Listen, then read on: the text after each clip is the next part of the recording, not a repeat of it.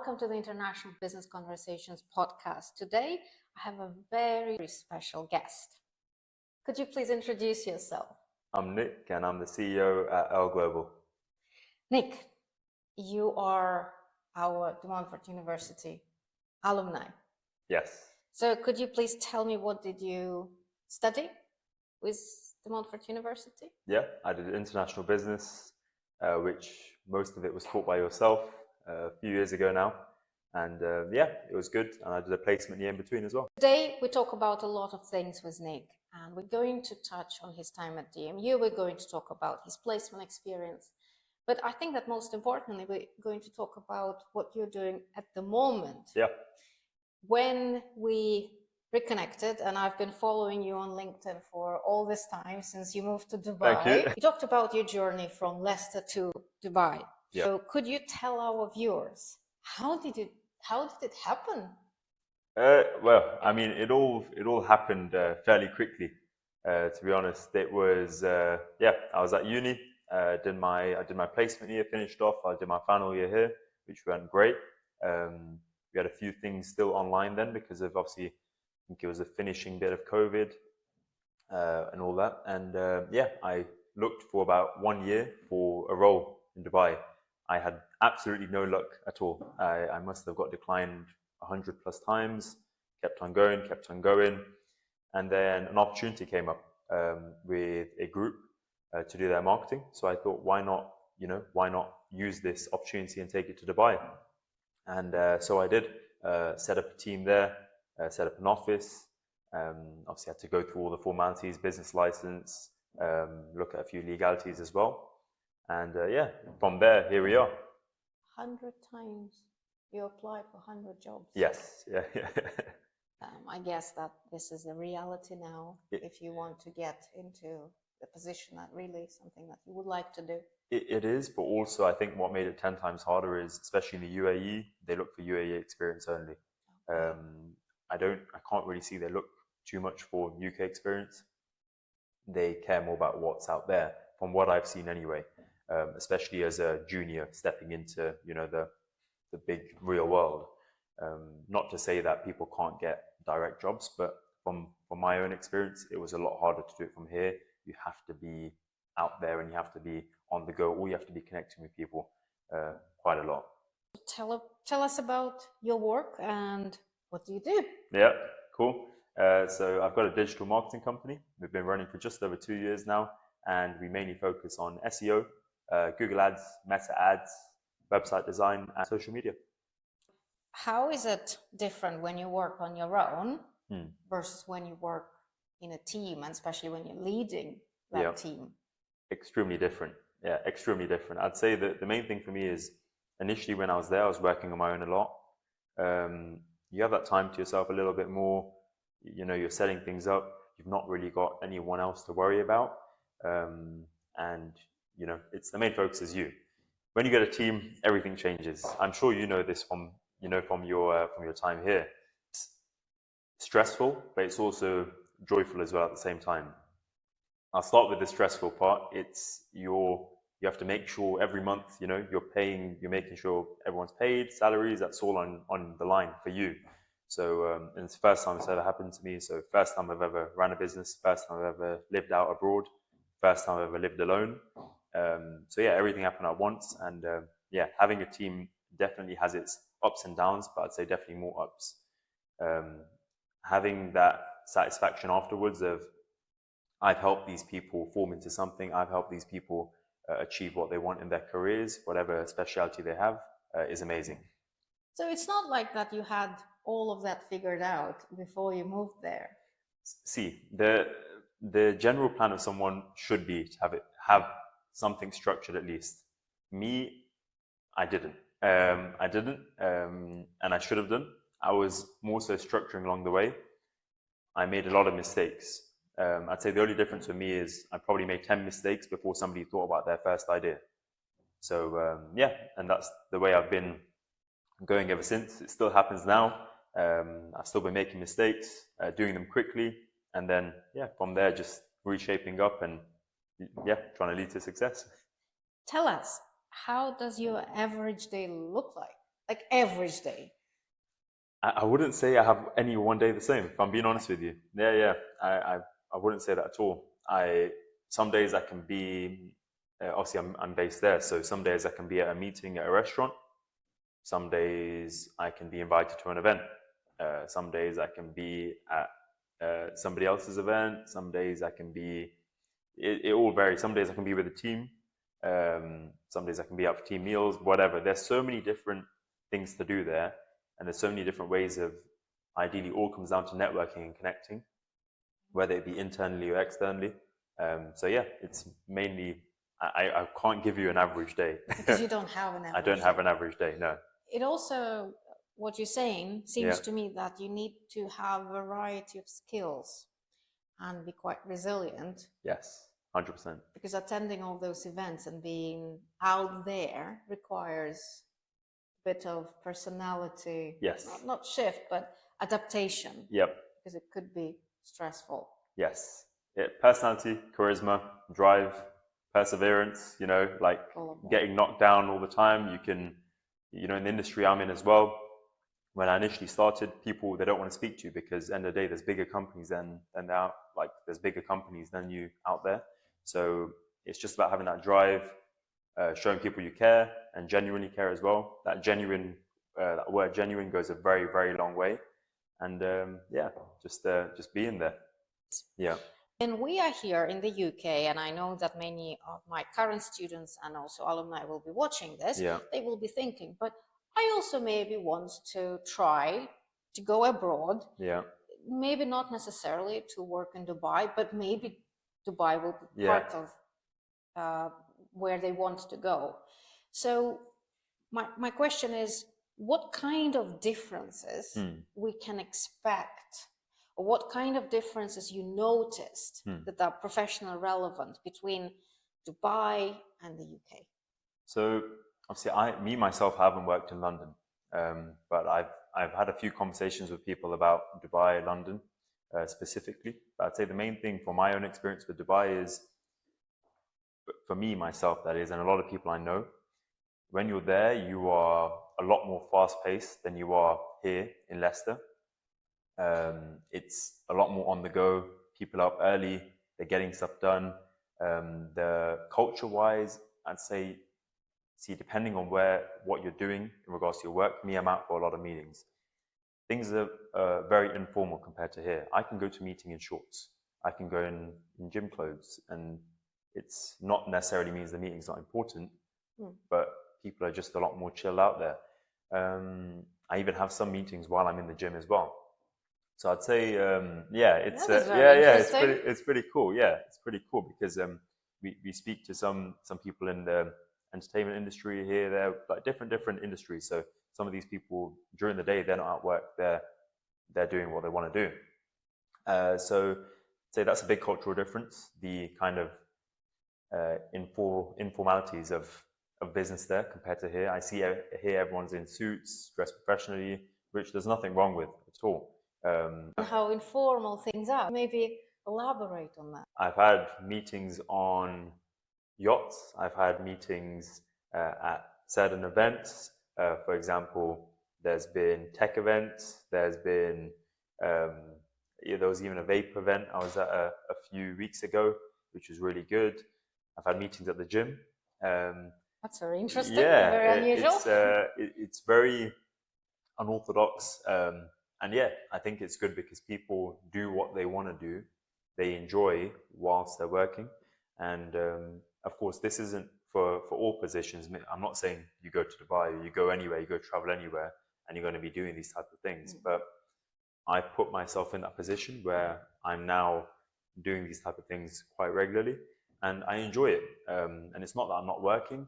I am, but I enjoy it at the same time, which I'm a firm believer in. So, yeah.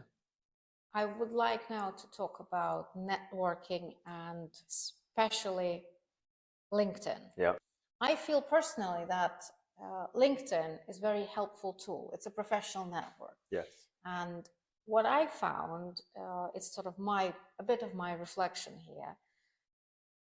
When I'm sharing something a bit more personal, for example, reflecting on my childhood experience or connecting what happened in the past with what is happening in the present, I'm making myself more relatable to people with whom I work, because first of all, I am a human being, and what I do for work professionally is very much related to me as a person.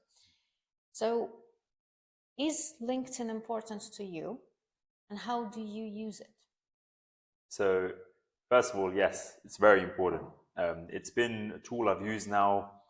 I'd say I won't use the word religiously, but I'm using it a lot, frequently, for the last maybe 4 to 5 months. And it's been brilliant. It's got me into rooms. It's connected me not just with people in the UAE, but with people all around different countries. I'm speaking to people in America, people in Australia, people in Istanbul, like I was just speaking to now. And yeah, it's been great, and it's all professionals helping each other, and essentially helping each other get across to that end goal of whatever it is. And yeah, it's overall, I think it's a pretty good tool. Now, I know we've had a conversation on this, on the personal life kind of coming into LinkedIn, especially over the last year, 2 years, and I actually think it's a pretty good thing, providing, of course, it's appropriate. And the reason I do is, I'd say I completely agree with you on the point of people resonate a lot with what you've done. For example, I'm 24. If I post on LinkedIn saying, I have just finished uni, I've moved out, I'm doing this, doing that, doing this, it will then create that kind of comfort for another person that's maybe not so comfortable usually to reach out to me and say, hey Nick, just saw you've done this, saw you went to this uni. I go to the same uni, or I'm currently at uni, can you maybe guide me, or can you maybe give me tips on how to do the same thing? And then, of course, it's up to the person whether they respond or not, but at least that it allows people that chance to, get forward their pitch to whoever they're kind of getting to. I know that some people are quite skeptical of LinkedIn, but why do you think that could be? I just think there's probably not much exposure to it, possibly, to them. Why, when you say some people, do you mean a certain age range, or do you say like... Not necessarily. Yeah. Well, LinkedIn is a social platform, social network. Yeah. And there are other social networks. To me, LinkedIn is very much professional, but I feel that unless you are comfortable in putting yourself out there, then it's very difficult to accept that you can do it in this way. So it requires some form of being comfortable with that exposure to the public eye. Yeah. And not many of us are comfortable with that. However, at the same time, doing that in a professional manner, in a relevant manner, does not take anything away from you. It just adds to that revealing of your personality and making you more relatable. Yeah. But still, some people believe that, our work should speak for us.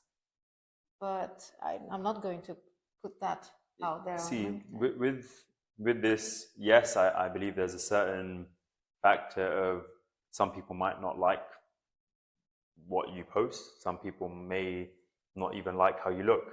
I mean, this is why I get my hair done before I post on LinkedIn. But otherwise, I think it's very important to get across your personal side, because it shows what you're working towards.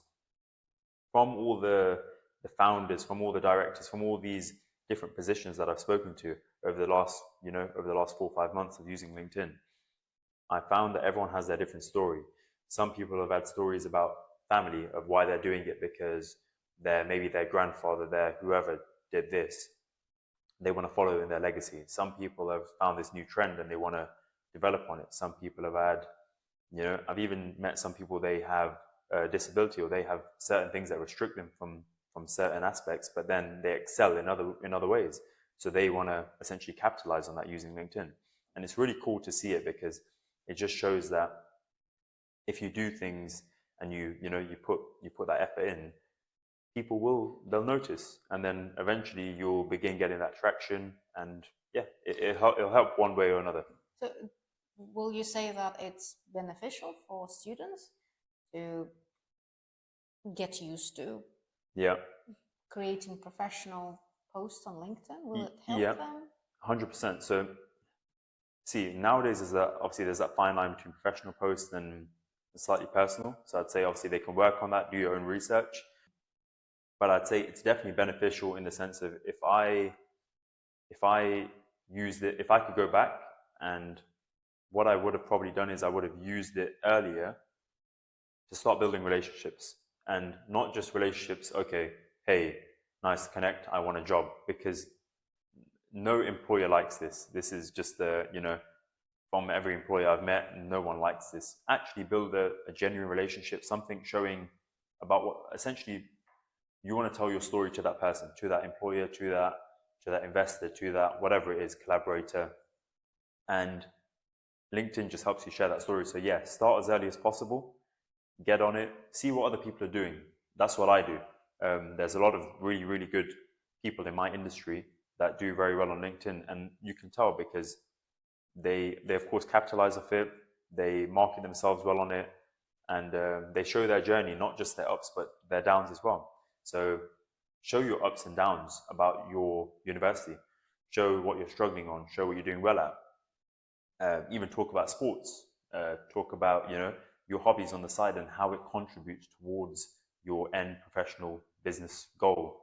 So yeah, to answer your question simply, yes, start early. So it helps with networking, as Yeah. you said, you build those connections, Yeah. real connections. So would you say that if I'm a student and I would like to meet people professionally relevant to me, or who are doing something that I would like to do, maybe find mentors, people who can teach me something, Yeah. I could start following them on LinkedIn, Yeah. making comments that are meaningful, comments that are reflecting on my experience, not commenting for the sake of commenting, but telling things that you believe are right or accurate.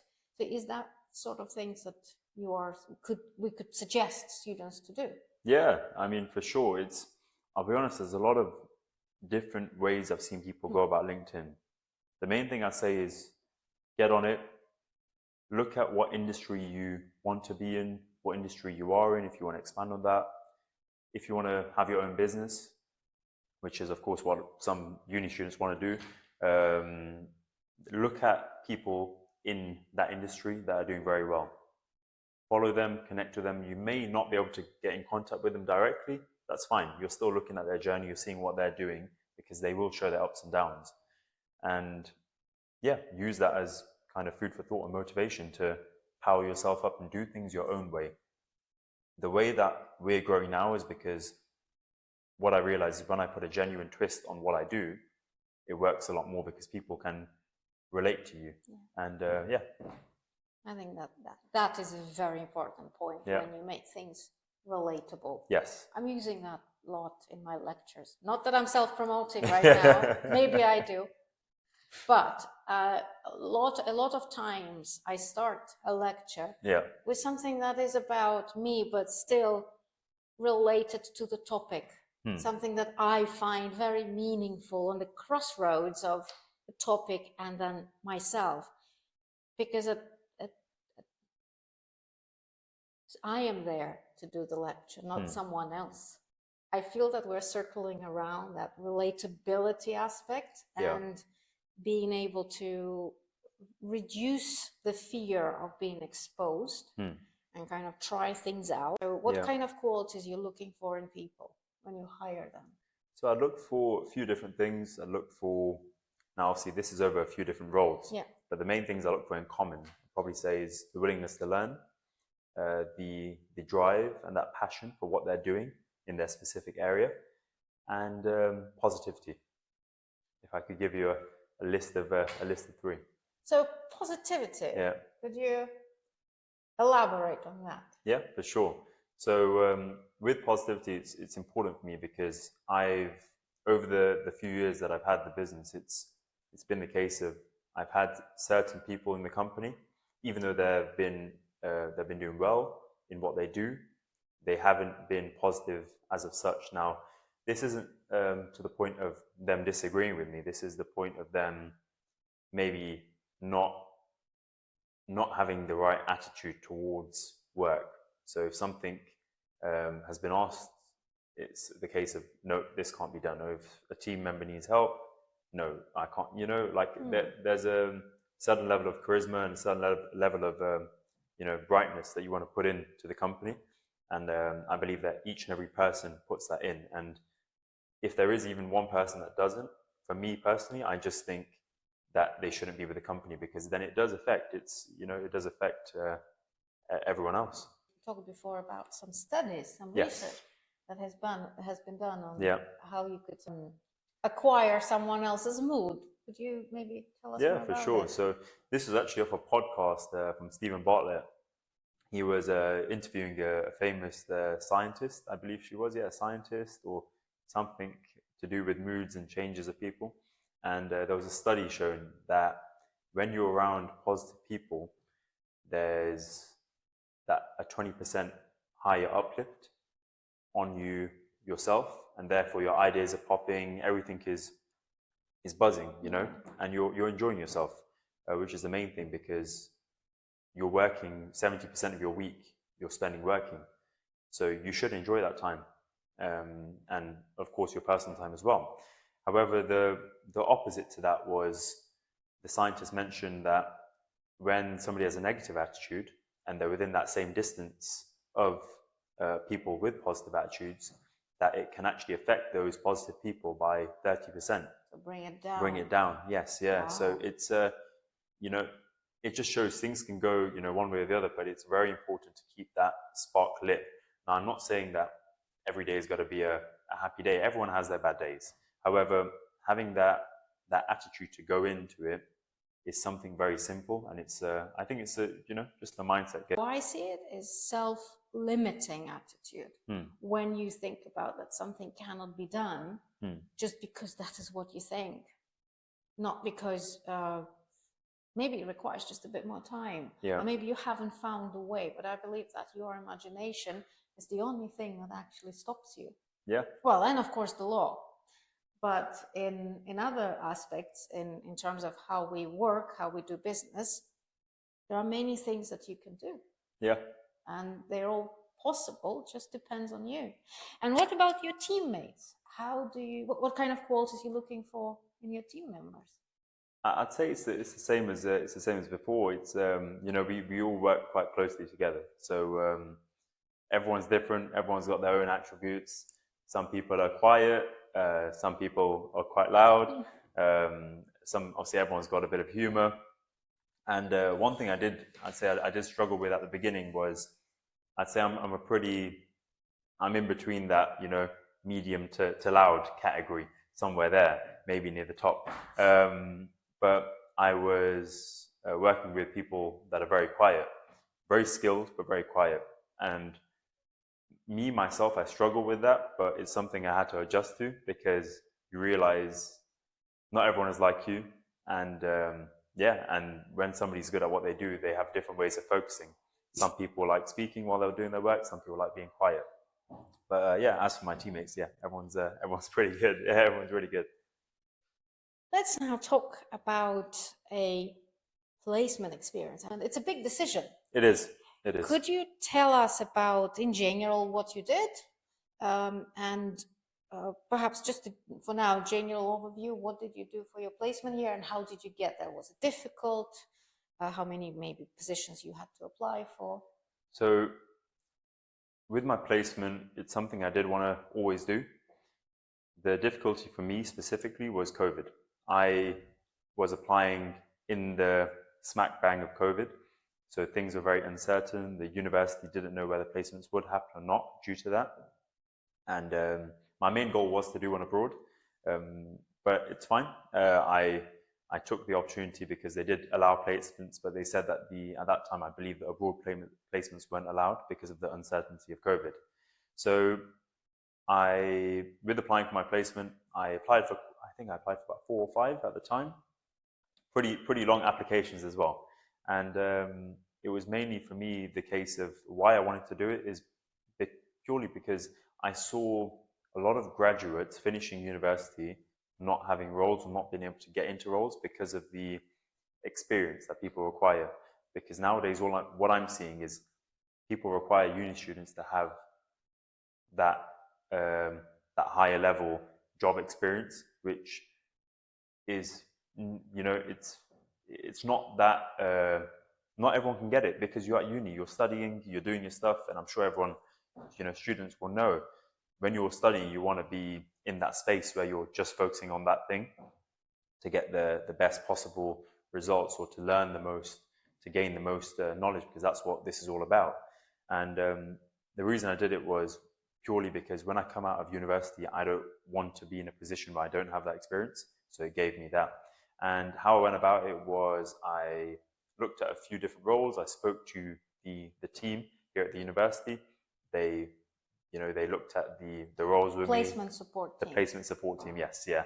We looked at a few different roles, ones that would support me going forward from the idea I had of what I wanted to do. Obviously, it's a bit different to what I do now. And yeah, from there, just did applications and went ahead. And of course, before that, I did connect with employers in those companies to kind of get my foot forward, and it did help. So yeah, I managed to land my placement, and yeah, I was there for just shy of a year, and yeah, it went well. So after you've done your placement, did something change in the way how you approach work, how you think about work in general? Yes. So with my placement, it was very demanding in the sense of the hours, in the sense of um, the tasks that you had to do compared to other roles that I'd done, because I'd only done part-time roles before that. So yeah, it has changed a lot in the sense of how I work with members of my team, how I structure the company as well, because I saw a lot of structuring there, whether it was right or wrong. I'll leave that to them, but how I structure my company, and the main thing is of the work ethic that needs to go into putting into my company, because I saw the work ethic that they're putting there, and frankly, it was quite good. The leaders there were pretty good. They were putting in a lot of hard work. They were doing it not so just hard work, but also a lot of smart work, doing things strategically, making things happen quickly as well. So yeah, it's helped a lot. Now we are approaching the end of our interview, and I do have a couple of questions. Sure. Well, not questions really. I want to ask for your advice that you could give to current students Yeah. and recent graduates. I don't know, maybe it will be the same advice or different. So Yeah. what could you tell them? Is this advice you want me to give to somebody that wants to move abroad, or somebody that wants to live here, somebody that wants to Anything that you feel is start their own appropriate. business? Okay, cool. So the best advice I'd say, from what I've done anyway, moved abroad, started my own business, is have a plan, have a structure. If you need investment, if you need backup, and you don't essentially have that around you, whether it be family or friends, reach out to people. Get out there. Don't be afraid to ask for help from people that you may think might not respond, because as we spoke about before, if you don't do it in the first place, you won't know. And I think people only start to notice that once they do it. So the main thing I say is just go for it. Don't be afraid to fail, and think out of the box. Right now we've got AI, we've got everything else going on. We've got even quantum that should be coming out as well. It's enormous. There's a lot of possibilities out there, and yeah, just make use of it and make use of people. Get on tools like LinkedIn, which you spoke about earlier. It's probably one of the best ways of connecting with people and meeting people in real life. And yeah, that's the main recommendations I'd give. And what if I'm a student and Yeah. will try to follow your recommendation? What should I start with to allow myself to stand out from the crowd? Don't be simple. Now this is from a personal point of view. Some employers may like it. I like people that stand out, being in a marketing creative industry. Stand out, be different. Don't be the average person, because there's millions of those. Show why essentially you're better than everyone else. Do things better. Maybe do things in the way that they're necessarily not meant to be done, because sometimes that wins. I've seen plenty of people do a lot of things using now TikTok to get jobs, using even in person. I've seen loads of people in London, a few videos of people going out with boards and they land awesome jobs. And this stuff, I'm not saying something's right or something's wrong, but being out there definitely helps. I want to also contribute to that. Yeah. Something that I am inspired with now, with my reflection on our conversation today and the conversation we had a couple of days ago. Don't be afraid to make a decision that is easily reversible. If it is a low-stake decision. So if you could change it. If something doesn't work and you could change it, then do it. Try it, if that's what you want to do. And also, do not be afraid to reach out to people. Yes, they may not respond to you in the way that you would like that to be, or maybe they will not respond to you at all. But if you haven't tried, you will always get no response. Agreed. But if you tried, there is a chance. So low-stake decisions that could be reversed, go for it if you want to. And always try to reach out to people and network with them. Yep. That will do you well in your life. Yep. Thank you very much, Nik. Thank you for having me. For this podcast. It was illuminating for me and I really enjoyed that. Thank you for having me. Thank you. Cheers. Bye.